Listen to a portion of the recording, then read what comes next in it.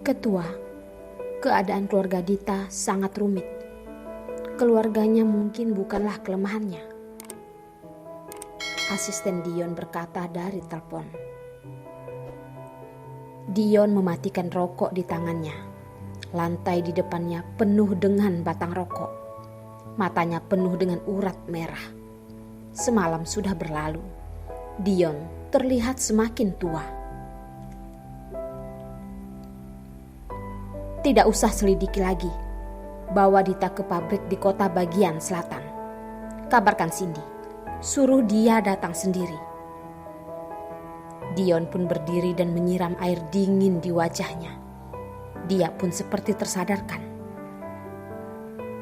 Dion sudah memikirkan semalaman.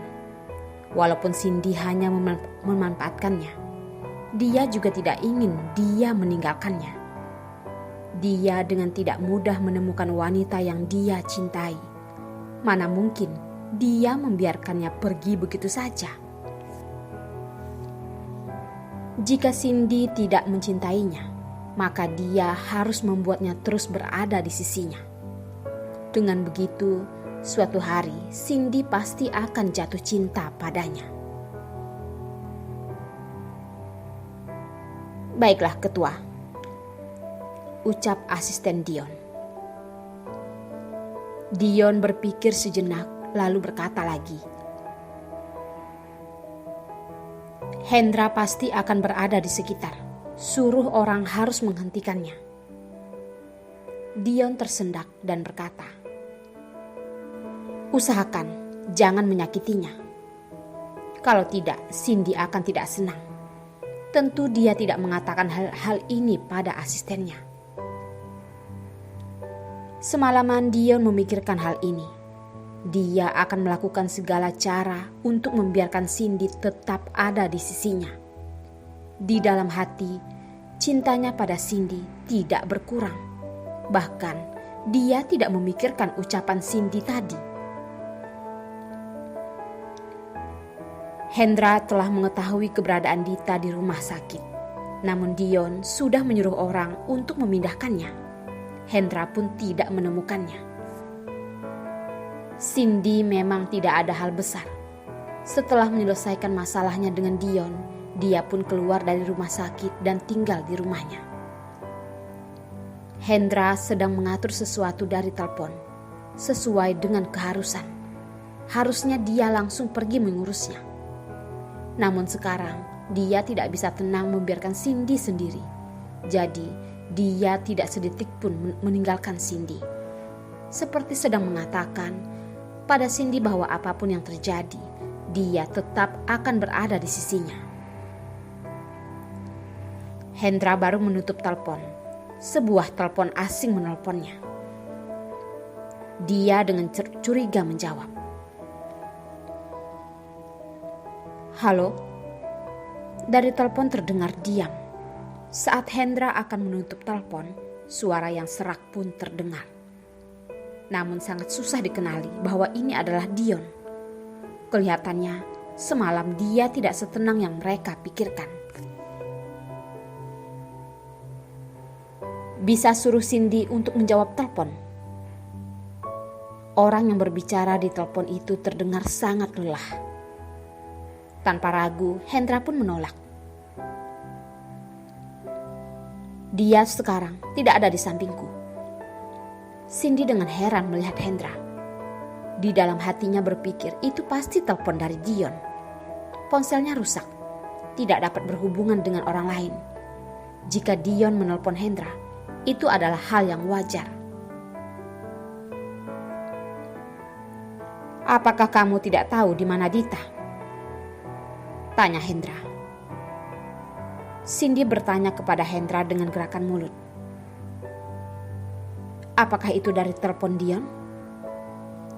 Hendra pun menganggukkan kepala. Cindy menunjukkan untuk memberikannya ponsel. Di mana Dita? Katakan, apa syaratnya? Mendengar suara orang yang dia pikirkan semalaman, namun suara ini menjadi dingin, membuatnya merasa sedih. Namun berpura-pura tenang, Dion berkata, Jika kamu ingin Dita tetap hidup, hari ini jam 3, kamu datang sendiri ke pabrik perusahaan keluargaku di sebelah selatan kota. Dita ada di sana. Ingat, hanya kamu sendiri. Sesaat Cindy tidak bisa menebak pikiran Dion. Apakah dia bermaksud memanfaatkan Dita untuk membalas dendam padanya? Namun nyawa Dita juga tidak boleh dipermainkan. Namun dia juga tidak sebodoh itu untuk pergi sendiri. Kamu pergi siapkan orang. Pergi ke pabrik perusahaan Dion. Hari ini jam 3. Dion menyuruhku pergi sendiri. Mata Hendra mengecil. Menurut insting pria, dia tahu jika Dion sudah benar-benar menyukai Cindy. Bukan hanya ingin membalas dendam. Mengenai mengapa menyakiti Cindy, dia juga tidak mengerti. Namun kali ini, dia mungkin ingin mendapatkan Cindy kembali. Bahkan dia tidak peduli harus melakukan apapun. Terhadap masalah siang ini, dia tidak boleh ceroboh. Hendra pun turun tangan sendiri. Karena masalah ini tidak boleh ada yang salah. Hati Cindy sangat kacau. Dia benar-benar tidak mengerti Dion sedang melakukan apa. Apakah ini berarti dia sudah mengakui jika dia yang melakukan semua ini? Bagaimana jika dia melakukan pembalasan dendam? Namun demi Dita, walau harus melakukan apapun, Cindy tidak boleh menyia-nyiakan kepercayaan Dita padanya. Orang bawahan kedua pihak sedang merencanakan segalanya. Kedua pihak juga sangat gugup. Dion tidak tahu melakukan ini adalah benar atau salah. Namun dia ingin wanita yang dicintainya tetap berada di sampingnya. Namun Cindy sudah kecewa padanya. Bahkan sangat membenci dirinya. Dan bahkan masih tidak. Dita baru disuntikkan antibius. Jadi saat sadar dia pun merasa pusing. Setelah sebentar pandangannya baru menjadi jelas. Perlahan baru dia dapat mengingat semua hal yang terjadi. Merasa sangat beruntung dirinya tidak mati. Menggerakkan pergelangan tangan baru membuatnya sadar bahwa dia sudah ditangkap. Semua badannya sudah diikat membuatnya merasa kesakitan.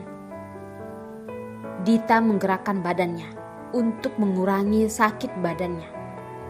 Namun malah semakin sakit. Dari kepalanya pun mengalir keringat dingin. Tali terikat dengan ketat, membuatnya tidak bisa bergerak sedikit pun. Dita pun menyerah. Dia mulai melihat keadaan sekitar. Tempat ini sedikit basah. Sinar matahari di luar sangat besar, namun tidak tersinar di tubuhnya. Ada banyak serangga yang naik ke atas. Ini mungkin adalah di samping perkotaan. Di kota tidak ada tempat seperti ini. Di sekitarnya penuh dengan lumut dan dinding. Kelihatannya adalah tempat yang sudah tidak dipakai. Namun, mengapa dia ada di sini? Pertanyaannya dengan cepat pun terjawab. Dita mendengar suara langkah kaki. Selanjutnya, mendengar suara yang tidak asing. Dita, ini adalah suara Cindy. Cindy? Suara Dita sangat tidak bertenaga. Kekuatannya pun menurun. Saat di rumah sakit, dia hanya tidur dan tidak makan. Melihat keadaan Dita membuat Cindy sangat sedih. Dengan cepat membuka tali yang mengikatnya. Untungnya sebelum berangkat, demi menjaga keamanan, Cindy membawa pisau. Dengan cepat dia memutuskan tali itu. Dita bahkan tidak dapat menahan tubuhnya dan langsung jatuh ke lantai. Dan membuat Cindy juga ikut terjatuh. Lumut di lantai itu sangat keras.